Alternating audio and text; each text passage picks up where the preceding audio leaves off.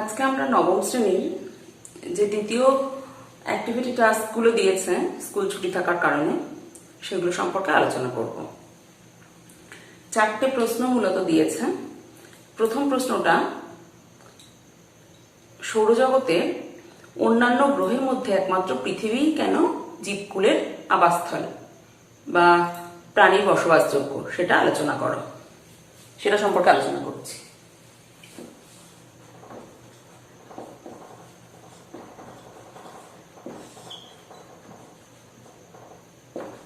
Model activity task school ছুটি থাকার কারণে এগুলো দিয়েছে।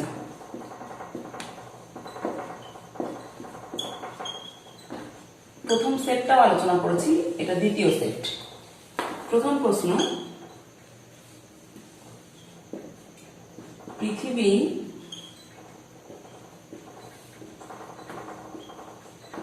সৌরজগতের মধ্যে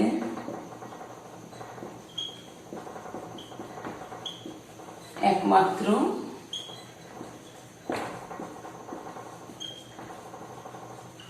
জীবকুলের আবাসস্থল কেন? আচ্ছা, সূর্য থেকে অন্যান্য গ্রহগুলোও রয়েছে বিভিন্ন দূরত্বে অবস্থিত, তার মধ্যে একমাত্র পৃথিবীতেই প্রাণের স্পন্দন লক্ষ্য করা যায়। এর কারণগুলো আলোচনা করছি পরপর পয়েন্ট ওয়াইজ। 1 নম্বর হচ্ছে সূর্য থেকে কাম্য দূরত্ব এবং কাম্য উষ্ণতা থাকার কারণে।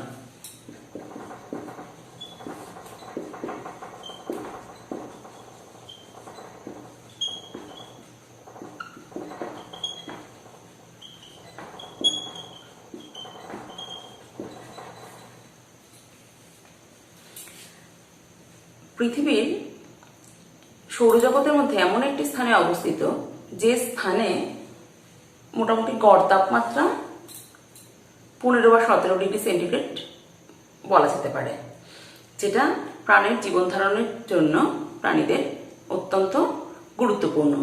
সূর্য থেকে যদি এর কাছে অবস্থিত হয় তাহলে তাপমাত্রা গড়ে এত বেশি হবে, বা সূর্য থেকে যদি এর পরে অবস্থিত হয় তাপমাত্রা গড়ে এতটাই কম হবে যাতে প্রাণীকুল বা উদ্ভিদকুল বিকাশ লাভ করতে পারবে না।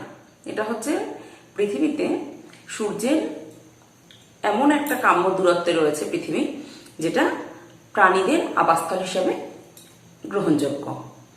2 নম্বর পয়েন্ট, আপেক্ষিক গুরুত্ব।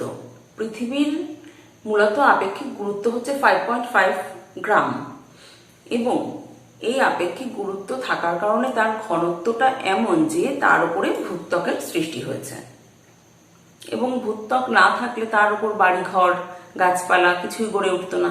সুতরাং আপেক্ষিক গুরুত্ব এবং ঘনত্ব দুটোই কিন্তু সূর্য থেকে দূরত্বেও কাম্য দূরত্বে অবস্থানটাও যেমন জরুরি, তেমনি এই আপেক্ষিক গুরুত্ব পৃথিবীর এবং ঘনত্ব এটাও ভূত্বক গড়ে ওঠার পক্ষে জরুরি, যাতে প্রাণীর বসবাসযোগ্য একটি আবাসস্থল গড়ে ওঠে। 2 নম্বর পয়েন্ট,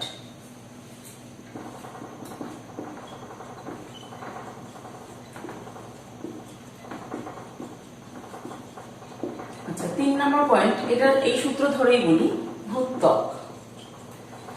পৃথিবী সূর্যের মধ্যে এমন একটি গ্রহ সৌরমণ্ডলের মধ্যে যাতে শুধুমাত্র ভূত্বকের সৃষ্টি হয়েছে, মানে তাপ বিকিরণ করে শীতল হয়ে ওপরের যে মোটা স্বরের মতো আস্তরণ পড়েছে সেটাই পৃথিবীর মাটি বা ভূত্বক, এবং এর উপরেই কিন্তু উদ্ভিদ এবং প্রাণীকুল বেড়ে উঠেছে। উদ্ভিদ মাটি থেকেই তার প্রয়োজনীয় জল সংগ্রহ করে এবং সালোক সংশ্লেষের মাধ্যমে খাবার জোগাড় করে, অক্সিজেনের যোগান দেয়, কার্বন ডাই অক্সাইডকে শোষণ করে। আর মানুষ তার সমস্ত রকম কার্যকলাপ ভূত্বকের ওপরেই কিন্তু গড়ে ওঠে।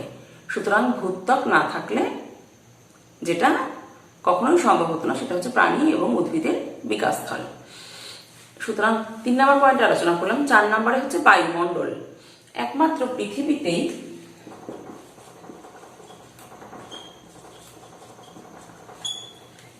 বায়ুমণ্ডল রয়েছে যা সৌরজগতের অন্য কোনো গ্রহে লক্ষ্য করা যায় না।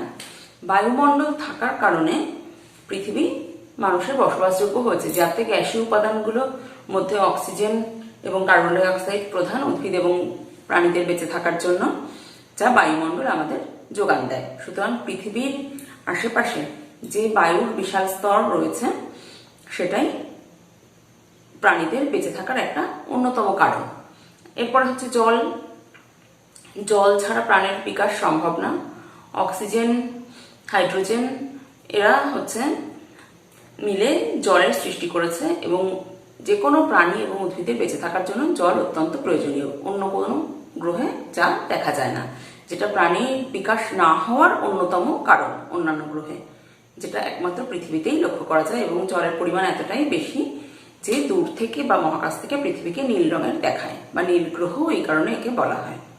আচ্ছা, তারপরে হচ্ছে বিভিন্ন মণ্ডলের মধ্যে আন্তঃসম্পর্ক, মানে উদ্ভিদ মণ্ডল, জীব মণ্ডল, বাড়িমণ্ডল বলো বা বায়ুমণ্ডল, সবকটা মণ্ডলের মধ্যে পৃথিবীর সমস্ত বসবাসকারী উদ্ভিদ এবং প্রাণীদের মধ্যে একটা মিথস্ক্রিয়া চলে বা আন্তঃসম্পর্ক চলে, যা পারস্পরিক প্রয়োজন মেটায়। এই যে বিভিন্ন মণ্ডলে অবস্থিত উদ্ভিদ এবং প্রাণীগুলো নিজেদের মধ্যে পারস্পরিক ক্রিয়া করে একটা ইকোসিস্টেম বজায় রাখছে, যেটা পৃথিবীতে সমস্ত উদ্ভিদ এবং প্রাণী বসবাস করতে পারছে যে কারণে। তার মানে বিভিন্ন মণ্ডলের মধ্যে আন্তঃসম্পর্ক একটি অন্যতম গুরুত্বপূর্ণ কারণ।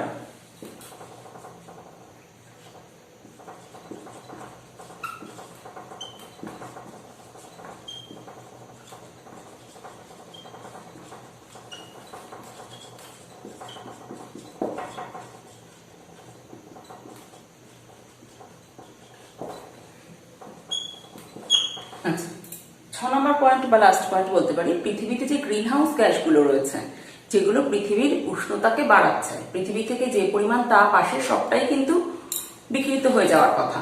এইভাবে উত্তাপের ভারসাম্য বজায় রাখে। কিন্তু কিছু কিছু গ্যাস, যেমন কার্বন ডাই অক্সাইড, তারপরে নাইট্রাস অক্সাইড, মিথেন, বিভিন্ন রকম যে সিএন, তারপরে হচ্ছে ক্লোরোফ্লুরোকার্বন বা সিএফসি, এগুলো পৃথিবীতে উত্তাপকে ধরে রাখছে এবং প্রাণী এবং উদ্ভিদের জীব মানে আবাসস্থল হিসাবে গড়ে তুলছে পৃথিবীতে। না হলে পৃথিবীর সমস্ত তাপ বিকিরণ করে ঠান্ডা হয়ে যেত, উষ্ণতা থাকতো না, পৃথিবীতে কাম্য উষ্ণতা থাকতো না, যেটা জীবকুল বেড়ে উঠতে পারে। সুতরাং গ্রিন হাউস গ্যাসগুলোরও কিন্তু একটা বিশাল প্রভাব রয়েছে।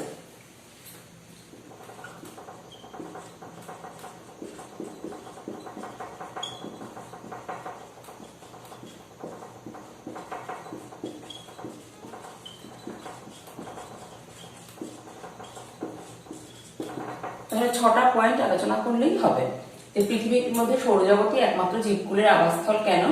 1 নম্বরে হচ্ছে সূর্য থেকে কাম্য দূরত্ব এবং কাম্য উষ্ণতায় অবস্থান, আপেক্ষিক গুরুত্ব 5.5 গ্রাম, ভূত্বকের অবস্থান, বায়ুমণ্ডল, পৃথিবীর বিভিন্ন মণ্ডলের মধ্যে আন্তঃসম্পর্ক এবং পৃথিবীতে গ্রিন হাউস গ্যাসের উপস্থিতি। এই কটা কারণ আলোচনা করলেই মোটামুটি হবে। আচ্ছা, দ্বিতীয় প্রশ্নে আসছি, চিত্র সহ দিন রাত্রির দৈর্ঘ্যের হ্রাস বৃদ্ধি সংগঠন বর্ণনা করো।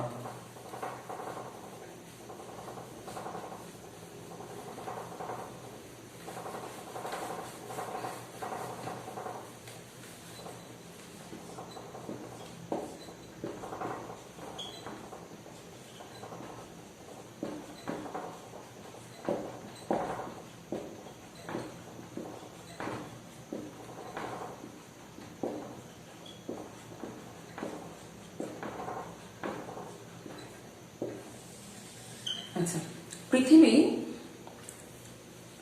তার কক্ষতলের সঙ্গে হেলে অবস্থান করছে, 66.5 ডিগ্রি হেলে অবস্থান করছে মূলত।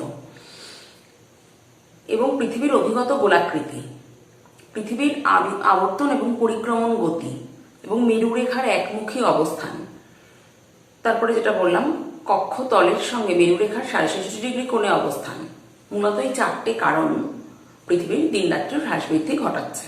তাহলে 1 নম্বরে কি বললাম? পৃথিবীর অভিগত গোলাকৃতি। 2 নম্বরে হচ্ছে পৃথিবীর অবিরাম আবর্তন এবং পরিক্রমণ গতি। 3 নম্বরে হচ্ছে পৃথিবীর মেরুরেখার সর্বদা একমুখী অবস্থান। 4 নম্বরে হচ্ছে সূর্যের প্রদক্ষিণের সময় পৃথিবীর মেরুরেখা তার কক্ষতলের সঙ্গে 66.5 ডিগ্রি কোণে হেলে অবস্থান করে। এই 4টে কারণ কি কি?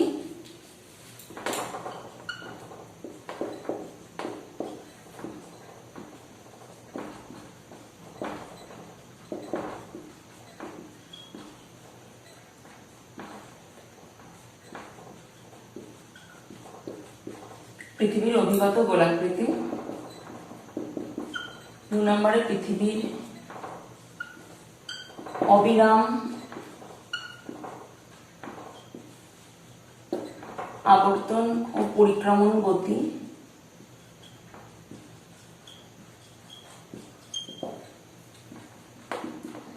3 নম্বরে হচ্ছে পৃথিবীর মেরুরেখার সর্বদা একমুখী অবস্থান।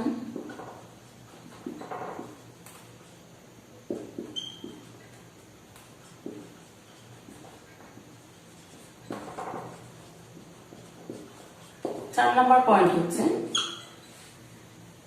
মেরু রেখার সাথে কক্ষতলের 66.5 ডিগ্রি কোণে হেলে অবস্থান।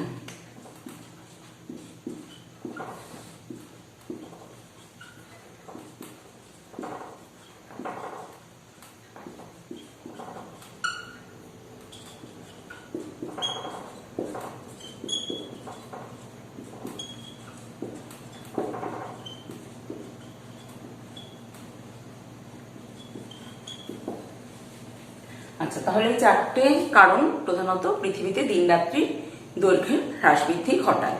আচ্ছা, কিভাবে ঘটাচ্ছে এবার আমরা পর্যায়গুলো আলোচনা করব। এই পর্যায়গুলো মূলত 4টে তারিখ আমরা মনে রাখবো। দিন রাত্রির হ্রাস বৃদ্ধি সংগঠনের কারণ 4টে দিন ঠিক করে তার উপরে ভিত্তি করে আলোচনা করব। দিন রাত্রি সংগঠনের পর্যায় সমূহ বলতে পারি আমরা।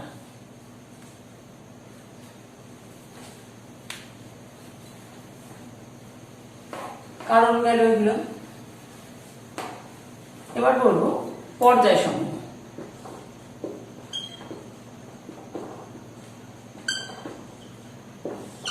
আচ্ছা, প্রথমেই আমরা 1 নম্বরে বলবো মহাবিষুব।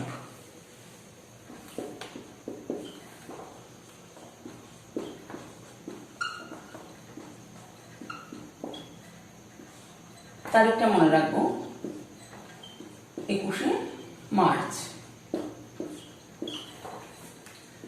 মার্চের ম আর মহাবিষুবের ম এই দিয়ে মনে রাখবো 21শে মার্চ তারিখে পৃথিবীতে দিন রাত্রি সমান হয়। এই দিন পৃথিবী ছায়াবৃত্ত পুরো সমান দুভাগে ভাগ করে। পৃথিবীর সমান ভাগে হচ্ছে নিরক্ষরেখাকে সমদ্বিখণ্ডিত করে। এই দিন পৃথিবীতে দিন এবং রাত সমান হয়। ছায়াবৃত্ত এবং পৃথিবীর মেরুরেখা একই কোণে অবস্থান করে, ফলে নিরক্ষরেখাকে পুরো লম্বভাবে দুটো ভাগে ভাগ করছে। মহাবিষুব দিন রাত্রির পরিমাণ সমান হচ্ছে, এই দিনটাকে বলা হচ্ছে মহাবিষুব। সারা পৃথিবীতে দিন রাত্রির দৈর্ঘ্য সমান। তারপরে বলবো, আচ্ছা ছবিটা আঁকছি।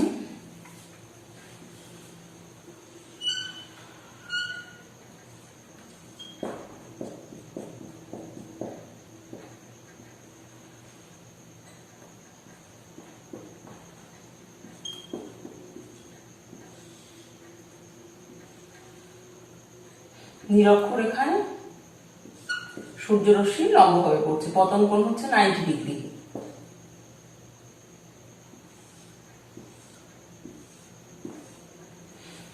সূর্যরশ্মি লম্বভাবে কিরণ দিচ্ছে, মানে নিরক্ষরেখায় 90 ডিগ্রি হচ্ছে পতন কোণ। ছায়াবৃত্ত দুটো অংশকে সমান ভাগে ভাগ করছে। এই হচ্ছে পৃথিবীর মহাবিষুব 21শে মার্চ। এবার একইভাবে আলোচনা করব জলবিষুব বা শারদ বিষুব। এটাকে বলা হয় বসন্তকালীন বিষুব।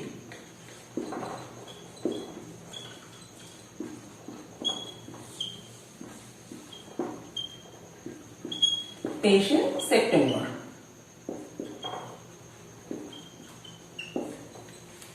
জলবিষুব বা শারদকালীন বিষুব বলা হয়। এই দিনও বিষুব কথার অর্থ হচ্ছে সমান, দিন রাত্রি সমান হচ্ছে। এই দিনও ছায়াবৃত্ত নিরক্ষরেখাকে সমদ্বিখণ্ডিত করছে, মানে বিষুব যে দুটো দিন আছে মহাবিষুব এবং জলবিষুব, এই দুটো দিনই কিন্তু মেরুরেখার সাথে সমানভাবে অবস্থান করছে ছায়াবৃত্ত। ফলে নিরক্ষরেখা সর্বাধিক পতন কোণ হচ্ছে 90 ডিগ্রি নিরক্ষরেখার উপরে, ফলে দিন রাত্রি সমান হচ্ছে। 23শে সেপ্টেম্বর। তাহলে মহাবিষুব এবং জলবিষুব, মানে ওপরেরটা হচ্ছে বসন্তকালীন বিষুব, পরেরটা হচ্ছে শরৎকালীন বিষুব বা শারদীয় বিষুব। এই দুটো দিনই নিরক্ষরেখায় লম্বভাবে কিরণ দিচ্ছে সূর্য এবং পতন কোণ নিরক্ষরেখার উপরে 90 ডিগ্রি হচ্ছে। মহাবিষুব জলবিষুবকালে দিন রাত্রি সমান হচ্ছে। এরপরে আমরা বলবো 3 নম্বরে কর্কট সংক্রান্তি।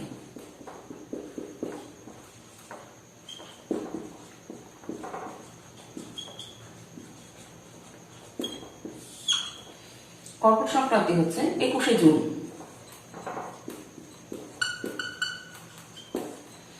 21শে জুন তারিখে সূর্য কর্কট ক্রান্তি রেখার উপরে সব থেকে বেশি লম্বভাবে কিরণ দিচ্ছে, বা 90 ডিগ্রি কোণ হচ্ছে এখানে পতন কোণ কর্কট ক্রান্তি রেখার উপরে। এক্ষেত্রে অবস্থানটা আছে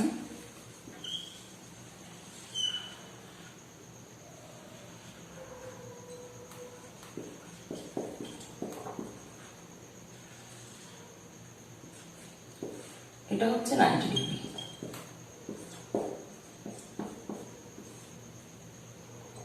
নিরক্ষরেখা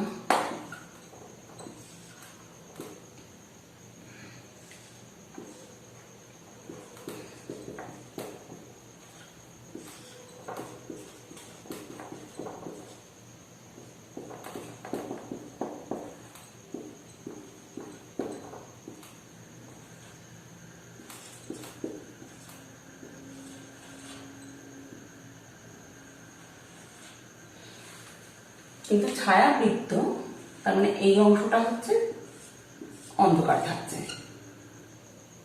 এই অংশটা অন্ধকারাচ্ছন্ন থাকছে। ছায়াবৃত্ত কিন্তু দেখো পৃথিবী হেলে অবস্থান করছে উত্তর গোলার্ধ সূর্যের দিকে, মানে উত্তরায়ণ চলে এই সময়টা, এবং শেষ দিন হচ্ছে কর্কট সংক্রান্তি, যেদিন উত্তরায়ণের শেষ দিন, যেদিন হচ্ছে এই 21শে জুন তারিখে সূর্য, তারপর থেকে সূর্যের দক্ষিণায়ন শুরু হয়। কর্কট ক্রান্তি রেখায় লম্বভাবে কিরণ দেওয়ার শেষ দিন এটা। এই দিনটা হচ্ছে আমরা বলবো কর্কট সংক্রান্তি, যেহেতু কর্কট ক্রান্তি রেখায় শেষ দিন লম্বভাবে কিরণ দেওয়া 90 ডিগ্রি হচ্ছে কর্কট ক্রান্তি রেখায়, এই দিনটাকে বলবো কর্কট সংক্রান্তি। এরপরে আস্তে আস্তে কর্কট সংক্রান্তি হয়ে যাওয়ার পরে সূর্য মানে দক্ষিণ গোলার্ধে লম্বভাবে কিরণ দিতে, দক্ষিণ গোলার্ধে আস্তে আস্তে হেলতে থাকে, মানে সূর্যের দক্ষিণায়ন শুরু হয়। এটা উত্তরায়ণের শেষ দিন এবং দক্ষিণায়নের শুরু, একদম দক্ষিণ দিকে হেলতে শুরু করে। উত্তর গোলার্ধে এই সময় সূর্যের দিকে হেলে থাকে, এরপর থেকে শুরু হয় দক্ষিণ গোলার্ধের সূর্যের দিকে হেলা। তাহলে কর্কট সংক্রান্তি হচ্ছে 21শে জুন তারিখে হয়। 4 নম্বর হচ্ছে মকর সংক্রান্তি।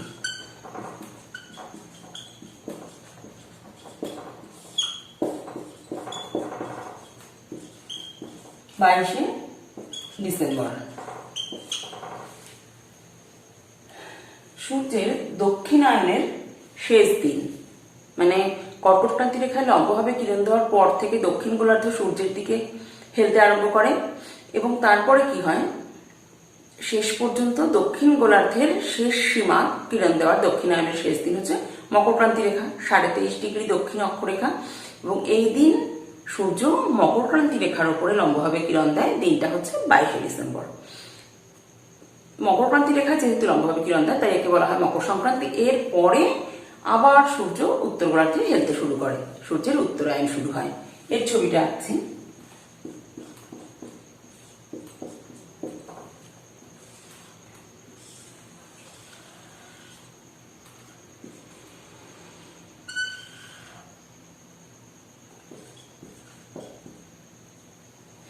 সাড়ে 23 ডিগ্রি দক্ষিণ অক্ষরেখায় লম্বভাবে কিরণ দেয়।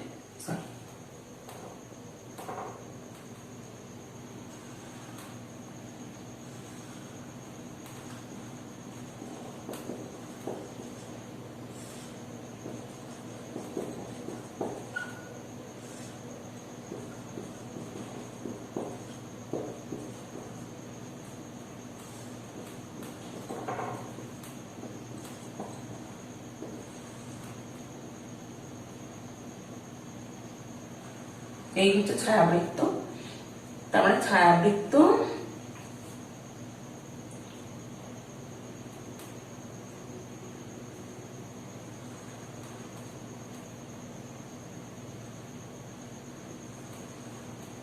এইখানে হচ্ছে 90 ডিগ্রি কোণ হয়। মকরক্রান্তি রেখার উপরে সূর্য লম্বভাবে কিরণ দেয় এবং মকর সংক্রান্তি হয় কারণ এরপর থেকে সূর্যের আবার উত্তর অভিমুখী আপাতগতি শুরু হয় বা উত্তরায়ণ শুরু হয়। এই 4টে ডেটের উপরে ভিত্তি করে বা 4টে তারিখের উপরে ভিত্তি করে মহাবিষুব, জলবিষুব, কর্কট সংক্রান্তি এবং মকর সংক্রান্তি এইটুকু আলোচনা করলেই মোটামুটি দিনরাত্রির দৈর্ঘ্যের হ্রাস বৃদ্ধির সংগঠন আলোচনা করা হবে। ব্যাস এটুকু বললেই চলবে। এরপর আমরা 3 নম্বর প্রশ্নে আসছি।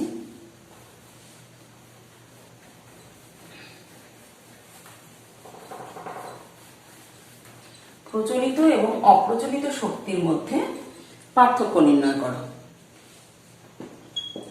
প্রচলিত এবং অপ্রচলিত শক্তির মধ্যে পার্থক্য।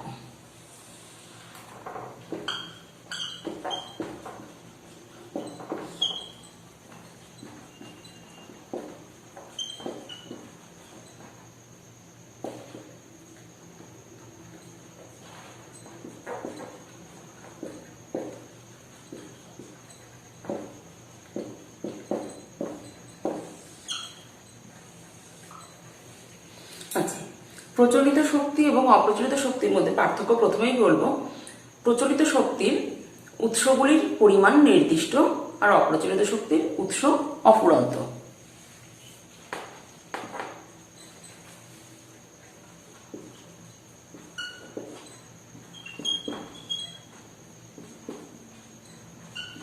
উৎসের পরিমাণ মানে নির্দিষ্ট পরিমাণে যেহেতু গচ্ছিত রয়েছে, পরিমাণ নির্দিষ্ট, পরিমাণ অফুরন্ত।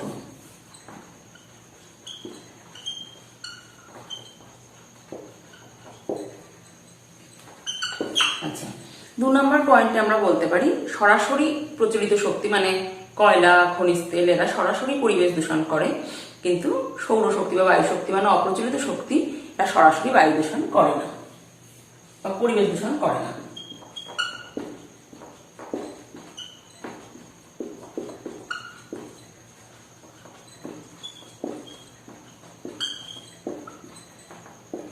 দিতে হচ্ছে করে না, সরাসরি পরিবেশ দূষণ করে এরা করে না।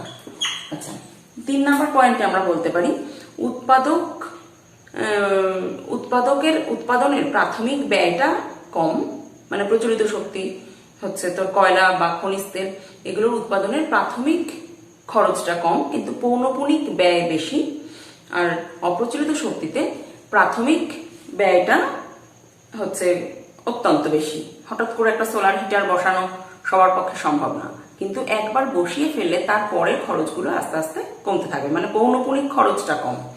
এর হচ্ছে প্রাথমিক ব্যয় কম,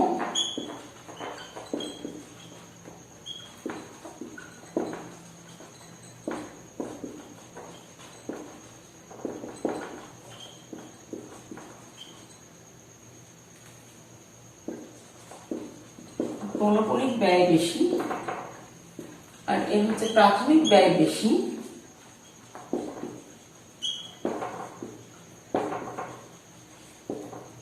পৌনপুনিক ব্যয় কম।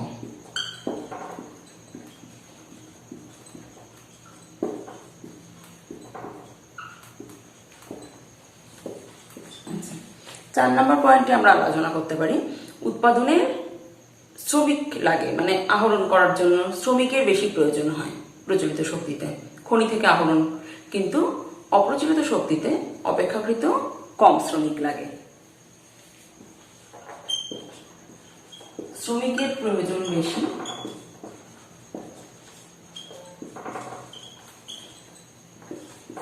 এর শ্রমিকের প্রয়োজন কম।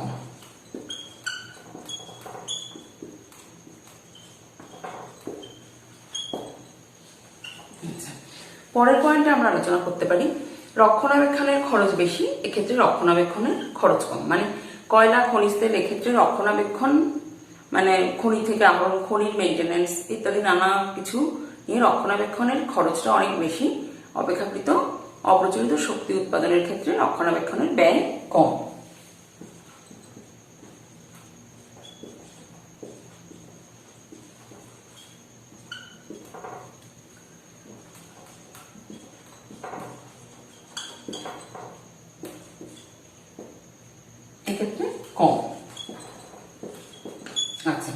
পরের পয়েন্টে আমরা আলোচনা করতে পারি সব স্থানে পাওয়া যায় না, মানে সব জায়গায় পৃথিবীতে খনি নেই, খনি না থাকলে সেখান থেকে পাওয়া যাবে না খনিজ তেল বা কয়লা, কিন্তু সব জায়গায় অপ্রচলিত শক্তি পাওয়া যাবে।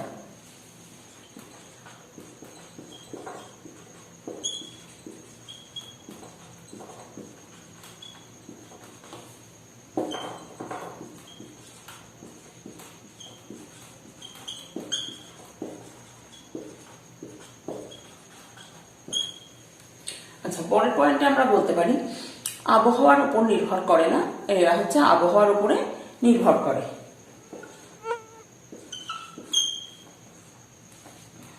আবহাওয়া নির্ভর নয়,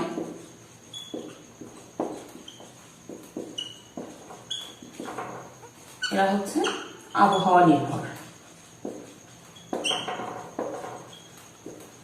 মানে অপ্রচলিত শক্তি, সৌরশক্তি বা বায়ু শক্তি যাই বলি না কেন, খারাপ আবহাওয়া থাকলে বায়ু প্রবাহ হবে না বা রোদ না থাকলে পরে এইসব শক্তি উৎপাদন করা যাবে না। আচ্ছা, এক্ষেত্রে উন্নত প্রযুক্তি লাগে না কয়লা খনিজ তেলের ক্ষেত্রে, আর এক্ষেত্রে উন্নত প্রযুক্তির দরকার হয়।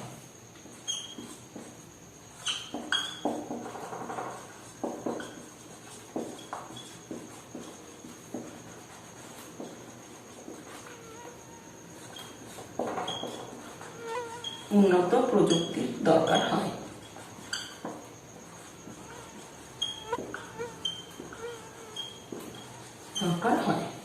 ব্যাস এই কটা পয়েন্ট আলোচনা করলে হবে। তাহলে 1 2 3 4 5 6 7 8টা পয়েন্ট, ব্যাস এই কটা পয়েন্টের বেসিসে আলোচনা করলেই চলবে। আচ্ছা, পরের প্রশ্নে আসছি, লাস্ট পয়েন্ট, সম্পদ সংরক্ষণের উপায়গুলো কি কি?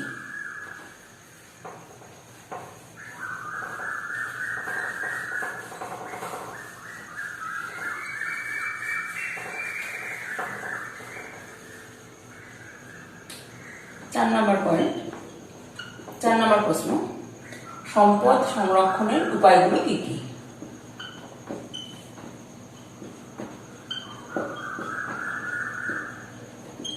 পৃথিবীতে সম্পদ আমরা জানি অফুরন্ত নয়, সম্পদের বিশেষ করে গচ্ছিত সম্পদ অফুরন্ত নয়, এগুলো নির্দিষ্ট পরিমাণে পৃথিবীতে রয়েছে। আমরা যদি সমস্ত কিছু ব্যবহার করে ফেলি তাহলে আগামী প্রজন্ম আর পাবেই না, সুতরাং এগুলো সংরক্ষণ করা দরকার।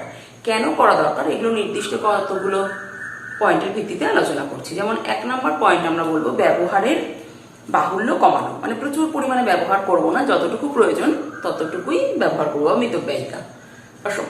সম্পদের ব্যবহারের বাহুল্য কমানো।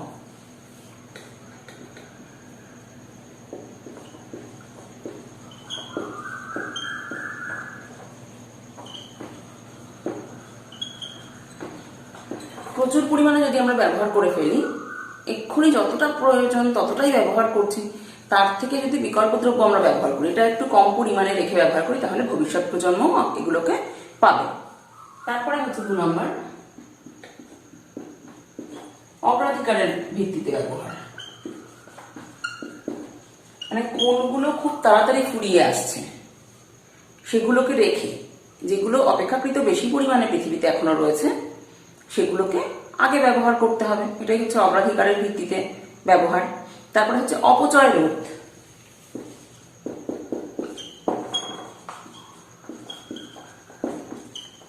আমরা যে কোনো জিনিসই যদি একটু ভেবেচিন্তে তার ব্যবহারটা করি, প্রচুর পরিমাণে ব্যবহার বা নষ্ট না করে অপচয়টাকে রোধ করি, তাহলেই কিন্তু আমরা দেখব অনেকটা সাশ্রয় করতে পারছি সম্পদকে।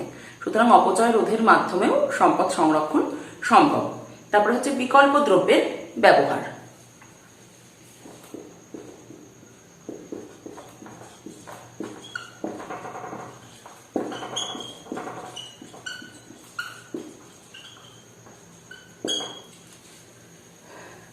যে জিনিসগুলো আমরা ব্যবহার করি সম্পদগুলোকে, গচ্ছিত সম্পদগুলো মূলত, তার পরিবর্তে যদি আমরা অপ্রচলিত শক্তি থেকে আহরিত সম্পদগুলোকে কাজে লাগাতে পারি, মানে বিকল্প দ্রব্য ব্যবহার করতে পারি, তাহলে আমাদের গচ্ছিত সম্পদগুলো বহুদিন গচ্ছিতই থাকবে।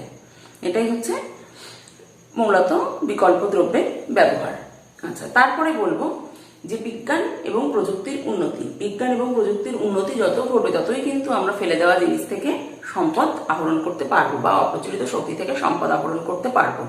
প্রযুক্তি এবং বিজ্ঞানের উন্নতি সাধন অবশ্যই দরকার।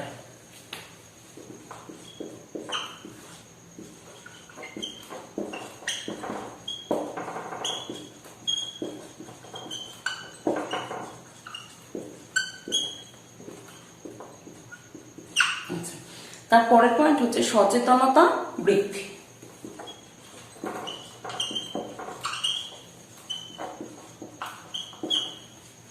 খুব ছোট্ট একটা উদাহরণ দিচ্ছি। আমরা অনেক সময় দেখি আশেপাশে রাস্তার কলগুলো খোলাই থেকে যায়, আমরা পাশ থেকে হেঁটে চলে আসি। যদি সেটাকে বন্ধ করে দেওয়া যায় তাহলে কি ভূগর্ভস্থ জল কিছুটা বাঁচানো গেল।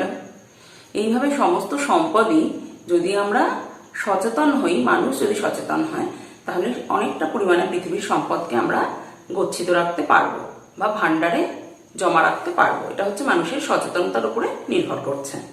তারপরের পয়েন্ট হচ্ছে আইন প্রণয়ন। সচেতন না বলেই কিন্তু আইনের মাধ্যমে মানুষকে সচেতন করা হয়।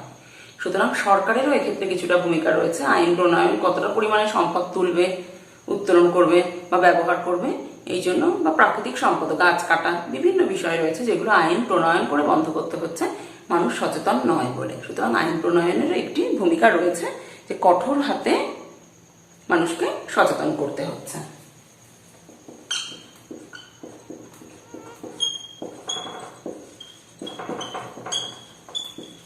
এই কটি পয়েন্ট আলোচনা করতে হবে সম্পদ সংরক্ষণের উপায় হিসেবে, বা এই জিনিসগুলো যদি আমরা মেনটেন করতে পারি তাহলে সম্পদ সংরক্ষণ সম্ভব। ব্যাস, মডেল অ্যাক্টিভিটি টাস্কের সেকেন্ড যে টাস্ক দিয়েছে সেট, তার 4টে প্রশ্নই আলোচনা করলাম। পরের ভিডিওতে আমরা নতুন চ্যাপ্টার পড়া শুরু করব।